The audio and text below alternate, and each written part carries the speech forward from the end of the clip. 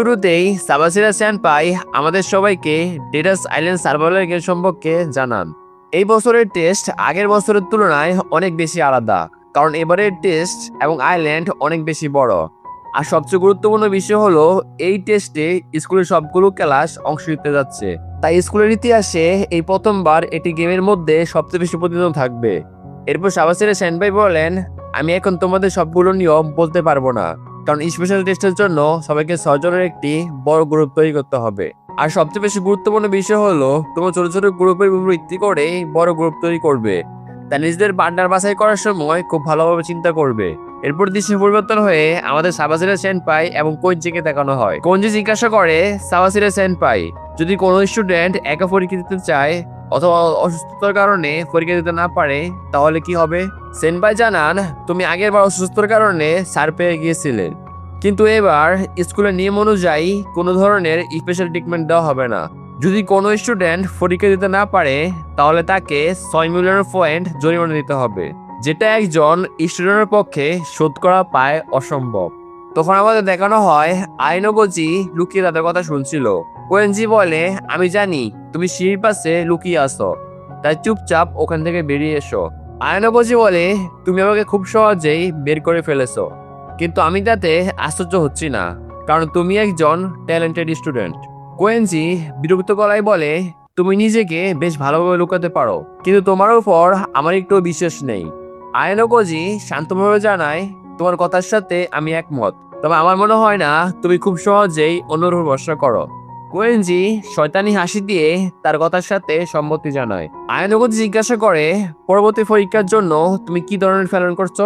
কোয়েনজি বলে, তুমি দারুণ একটা প্রশ্ন করেছো, কিন্তু তুমি আমাকে তোমাদের গ্রুপে জয়েন করাবে। আয়নগজি তার প্রস্তাব সঙ্গে সঙ্গেই প্রত্যাখ্যান করে দেয়, কারণ সে এমন কাউকে গ্রুপে নিতে চায় না যে পরীক্ষার প্রথম দিনই আউট হয়ে যায়। কোয়েনজি মুশি হাসিতে বলে, তোমার কথার সাথে আমি একমত। আয়নগজি আবার জিজ্ঞাসা করে, তোমার কি মনে হয় তুমি একা পরীক্ষা দিতে পারবে? কোয়েনজি জানায়, তোমাকে এটা নিয়ে চিন্তা করতে হবে না, আমি পরীক্ষার আগে গ্রুপ তৈরি করে ফেলবো। এরপর দৃশ্য পরিবর্তন হয়ে আমাদের ক্লাসের চিত্র দেখানো হয়। হিরাতা গ্রুপ পরমেশ্বর সংরক্ষণ নিয়ম থেকে জানতে পারে কোনো স্টুডেন্ট তাদের ইয়ারের অন্য ক্লাসের স্টুডেন্টের সাথে গ্রুপ তৈরি করতে পারবে। তখন হরিকিতা বলে, আমরা যদি ট্যালেন্টেড স্টুডেন্টের সঙ্গে গ্রুপ তৈরি করি তাহলে প্রথম স্থান অর্জন করা অনেক সহজ হবে, কিন্তু তাতে ক্লাসের পয়েন্ট বদলাবে না। সে আরো বলে, আমরা যদি ক্লাসের ভিতরে গ্রুপ তৈরি করি তাহলে একটু বিপদ হতে পারে, কিন্তু ক্লাসের সবগুলো পয়েন্ট অর্জন করতে পারলে প্রথম স্থান পাওয়া সহজ হবে। আর এই দুই জিনিস ঠিকভাবে করতে পারলে আমাদের ক্লাসের পয়েন্ট অন্যদের তুলনায় বাড়বে। হিরাদা চিন্তিত হয়ে বলে, তোমার কথার সাথে আমিও একমত, কিন্তু অন্য ক্লাসগুলো যদি একসাথে কাজ শুরু করে তাহলে সেটা আমাদের জন্য বিপজ্জনক হবে।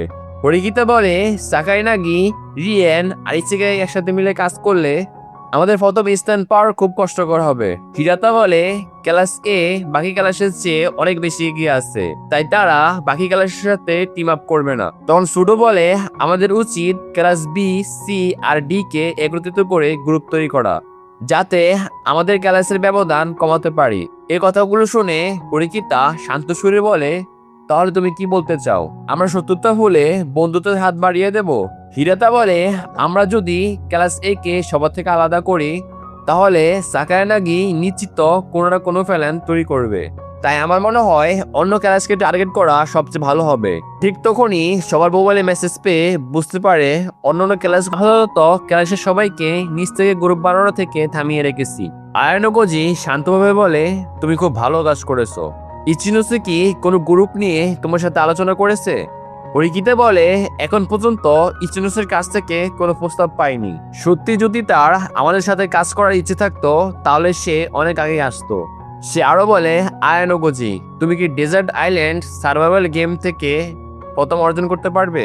আয়ানগজি বলে, সাবাসিরা সেনপাইয়ের তথ্য অনুযায়ী পরীক্ষাটা ডেজার্ট আইল্যান্ডের হবে, তাই এখন কোনো মতামত দিতে পারছি না। হরিকিতা বলে, আমি ভেবেছিলাম তুমি একাই সব করতে পারবে, তবে আমরা যদি প্রথম স্থান অর্জন করি তাহলে অনেক সুবিধা পাবো। এরপর আমরা গেমে এমন কিছু নিয়ম তৈরি করব যার মাধ্যমে স্টুডেন্টরা বহিষ্কার থেকে সহজে বেঁচে যাবে। আয়নগজি বলে, গেমের নিয়ম অনুযায়ী নিচের 5টি গ্রুপ সদস্যকে বহিষ্কার করা হবে, আমরা নিজেদের পয়েন্ট দিয়েও তাদেরকে বাঁচাতে পারবো না। হরিকিতা বলে, তুমি একদম ঠিক বলেছো, কিন্তু পরীক্ষা শুরু হলে আমরা পয়েন্ট ট্রান্সফার করতে পারবো না। আয়নগোজি বলে আমরা যদি স্টুডেন্টের মাঝে পয়েন্ট ভাগ করে দেই আর কেউ পেনাল্টিতে পড়ে যায় তাহলে বড় সমস্যা হবে। তাই প্রত্যেক স্টুডেন্টকে নিজ সক্ষমতা দিয়ে বাঁচার চেষ্টা করতে হবে। পরীক্ষিতা সম্পত্তি জানিয়ে বলে, আমি কি এই বিষয়ে পরে তোমার সাথে কথা বলতে পারি? আয়নগোজি বলে, হ্যাঁ, কোনো সমস্যা নেই, আমি যতটুকু পারি তোমাকে ততটুকু সাহায্য করব। মেয়েটি তাকে ধন্যবাদ জানিয়ে চুপচাপ চলে যায়। ঠিক তখনই আলবার্ট আর শিনা আয়নগোজিকে পেছন থেকে শক্ত করে ধরে ফেল, কারণ তারা অনেকক্ষণ ধরে আয়নগোজিকে মেসেজ করছিল, কিন্তু আয়নগোজি তাদের মেসেজের কোনো রিপ্লাই দেয়নি। তখনই ইশিজাকি উপস্থিত হয়ে বলে, আয়নগোজি, তোমার সাথে আমার গুরুত্বপূর্ণ কথা আছে, তাই তোমাকে এখন আমাদের সাথে আসতে হবে।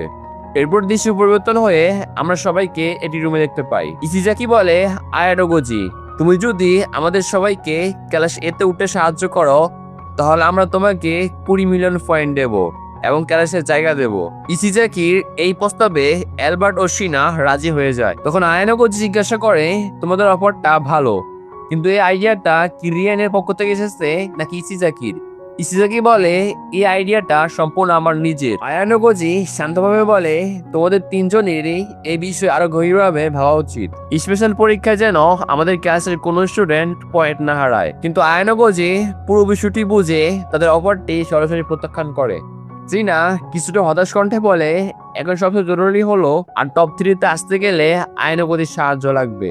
শিনা বুঝতে পারে আয়নগোজির কাছে তাদের অফারটি মূল্যহীন, তাই শিনা উপলব্ধি করে ডেজার্ট আইল্যান্ডে প্রথম হতে গেলে রিয়ানের, কানেদা এবং আয়নগোজিকে নিয়ে শক্তিশালী গ্রুপ তৈরি করতে হবে। তাই যেভাবে হোক রিয়ানকে গ্রুপে আনা জরুরি। ইশিজাকি বিরক্ত কণ্ঠে বলে, আমি একমত নই, কারণ রিয়ান কখনো আমাদের ফ্যালেন মানবে না। কিন্তু শিনা বোঝায় যদি আমরা কোনোভাবে রিয়ানকে ডেজার্ট আইল্যান্ড গেমের সম্পর্কে রাজি করাতে পারি তাহলে সব সম্ভব হবে। আয়নগোজি বলে, আমি তোমাদের কথা বুঝতে পেরেছি, তোমাদের অফার এবং রিয়ানের বিষয়টি হ্যান্ডেল করতে আমার একটু সময় লাগবে। এরপর দৃশ্যে আমরা আয়নগোজি এবং হরিকিতাকে দেখতে পাই। হরিকিতা বলে, আয়নগোজি, তুমি বড় বিপদে আছো, কারণ ইতিমধ্যেই তোমার কাছে টাইল কার্ড চলে এসেছে। আয়নগোজি বলে, এরকম মোট 8টা কার্ড আছে আর সেগুলোকে টেস্ট করার জন্য স্টুডেন্টের মাঝে বিতরণ করা হয়েছে। হরিকিতা বলে, টাইল কার্ড দিয়ে ক্লাস পয়েন্ট 50% পর্যন্ত বাড়ানো যায়, কিন্তু তুমি যদি 30% পারফরমেন্স করতে না পারো তাহলে পুরো গ্রুপকে পেনাল্টি দেওয়া হবে। তাই আমার মনে হয় না কেউ এত রিস্ক নিয়ে তোমার কাছ থেকে কার্ড নিতে চাই। যেভাবে হোক তোমাকে গেমে বিজয় আনতেই হবে। আয়নগোজি বলে, যদি আমি এমন কাউকে পাই যে টাইল কার্ডকে ট্রেড করতে পারে তাহলে আমি দায়িত্ব ছেড়ে দেব। হরিকিতা দৃঢ় কণ্ঠে বলে, আমি আশা করি তুমি একজন দায়িত্ববান মানুষ খুঁজে পাবে। আয়নগোজি, শেষমেশ সব সিদ্ধান্ত তোমার উপর নির্ভর করছে। অন্যদিকে ইকে জানতে পারে আমাদের কি করা উচিত। আয়নগোজি বলে, আপাতত সবকিছু পর্যবেক্ষণের মধ্যে থাকো, যাতে বোঝা যায় কোমিয়া কেন শিনোহারাকে পার্টনার হিসেবে বেছে নিয়েছে। আর এখানেই শেষ হয়ে যায়